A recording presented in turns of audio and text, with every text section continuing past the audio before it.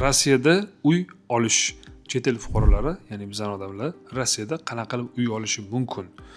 Masalan, kvartira ko'rdingiz, Peterda yoki Moskvadasiz. 5 million, 10 million turibdi. Uncha pulungiz yo'q. Bo'lsa 5 ming, 1 million, 2 million pulingiz bor, lekin 5-10 million, 15-20 million uyingizga pulingiz yo'q. Xuddi O'zbekistondagi liba ipoteka bilan, liba рассрочка bilan olsa bo'ladi bizning odamlarga uy. Qanaqa bo'ladi bu etap? Ya'ni sizda chet el fuqarosi bo'lsangiz, pasport, patent, tam nimangiz bo'lsa, гражданствоgacha bo'lgan liboy dokumentingizni sizga ipoteka оформить qilsa bo'ladi. Qanaqa yo'l bilan?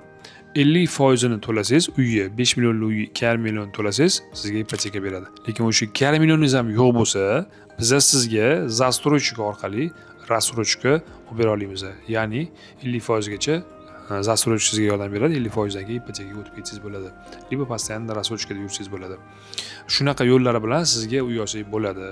Siz agar mana shu yerda uy olib, bola chaqam bilan qolaman yoki registratsiya uchun uy olib qo'yaman, ertaga kattaroq pulga sotib keyin ketaman deb niyat qilgan bo'lsangiz, Peterda, Moskvada yoki Rossiyaning boshqa viloyatlarida sizga uy olib bera olamiz. Bizlarda dostuplar bor. Chista Peter o'zida 55 mingta uyga dostup bor. Новостройка, коробкада bo'lishi mumkin, remontni, bez remontni, ko'proq shu новостройка bilan shug'ullanamiz. Chunki vtorichkada ozgina muammolari ko'p bo'ladi dokumentatsiya tarafdan. Новостройка toza, yangi uy, shahar va shahar atrofida sizga uy olib bera olamiz.